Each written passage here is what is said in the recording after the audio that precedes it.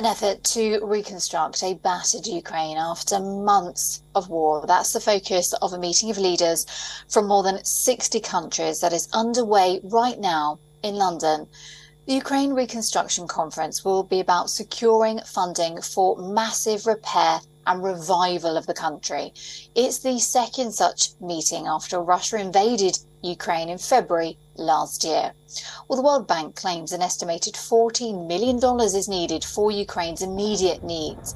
On the other hand, a recent study by the World Bank, UN, EU, and Ukrainian government claims the recovery of the economy will cost more than $440 billion. Well, in the first meeting in Switzerland, Ukrainian Prime Minister Denis Shmyhal told the leaders the cost of rebuilding Ukraine would be $750 billion. Ukraine is seeking up to $40 billion to fund the first part of a green Marshall Plan to rebuild its economy. Now, this includes developing a coal-free steel industry. Well, the British Prime Minister Rishi Sunak has outlined a $3 billion assistance package at the start of the meeting. World Bank President had said the guarantees would allow it to continue to help people rebuild their lives after the devastation. Well, today's conference is expected to focus on energy and tech sectors. The leaders will also discuss how to use the tens of billions of dollars of frozen Russian assets for reconstruction. US Secretary of State Antony Blinken, European Commission President Ursula von der Leyen are also attending. Ukraine President Volodymyr Zelensky addressed the meeting virtually. Happy to see you, Rishi, Mr. Prime Minister. Alex Izat is following the story in London. Alex, hopefully you can hear me just now. So what more has Rishi Sunak been saying at the conference?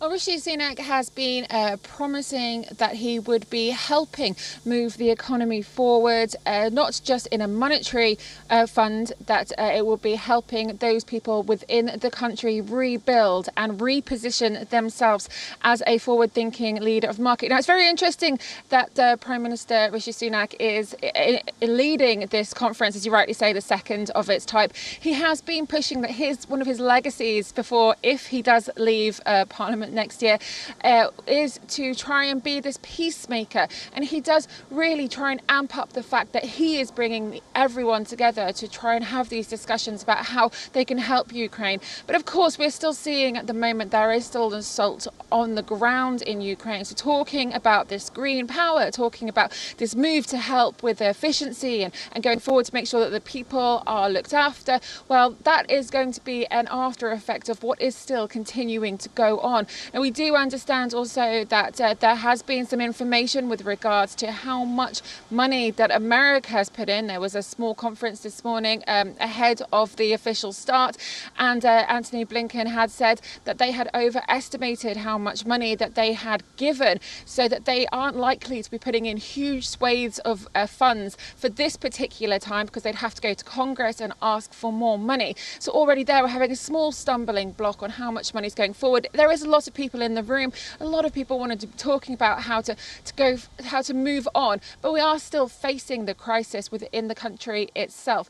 But we are seeing others who we aren't expecting necessarily to come to these talks, Turkey being one of them, and that there is hope that it isn't just about how we're going to change and fight for Ukraine's people and making sure that they are rebuilt, but also going to the future. How will we look to making sure that everybody is on the same track? And that's something that Prime Minister Rishi Sunak is really keen to be pushing. He wants Britain to be seen as this peacemaker, as the country that is going to help everyone come together and try and allay peace there. But it is a huge task, and at the moment it is all about money and it's all about funds, while there is still ongoing fighting. So it is quite a plan for the future, but that future we don't have an end date yet for.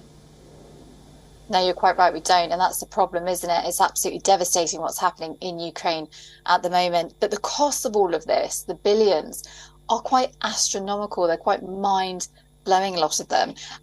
We've got our own economic problems here in the UK, but there still remains a lot of support for the Ukrainian people. Oh, absolutely, yes. I mean, I've been talking to people around, and they are still really supportive of helping those in Ukraine. Of course, there is a fine line there, though. Well, people are suggesting that they're not really that comfortable with the money going over to weaponry. That's all we've been seeing. Volodymyr Zelensky has been going on his tour with his hand out, asking for help for military gains. But this particular one is with regards to how they're helping rebuild and how they're helping the Ukrainian people, and that would sit a lot better with a lot of the UK public, because they don't want to see a war that's still ongoing. They want to see that the people are getting the help that they need to help rebuild those devastated parts of the country. So that is also really quite important to the UK public. We saw not just at the beginning when this all started, you know, the amount of clothes, the amount of money that was given, but even now there are still a whole host of people putting up Ukrainian flags, that they are still really supportive about trying to ensure that the people in Ukraine know that the UK public is absolutely behind them. But of course, you're right, the cost of living crisis is still ongoing, and that's obviously not something that's going to be ended soon. And with these huge amounts of money, a lot of people will be asking, well, what are you doing to help us as well? Obviously, Rishi Sunak promised his 5 priorities, which still hasn't really come into fruition. And of course, Labour is on the back of his heels, their opposition party, suggesting that although they wouldn't do anything different, they would also offer the money to Ukraine to ensure that those people are safe and can move forward. They don't really have much insight into how they're going to affect this cost of living crisis either. So even though one issue for the UK public is that we're trying to help others, a lot of people are asking, how are we going to help ourselves as well? How's the government going to help us? And those questions have yet to be answered. Alex Isaac, thank you so very much indeed.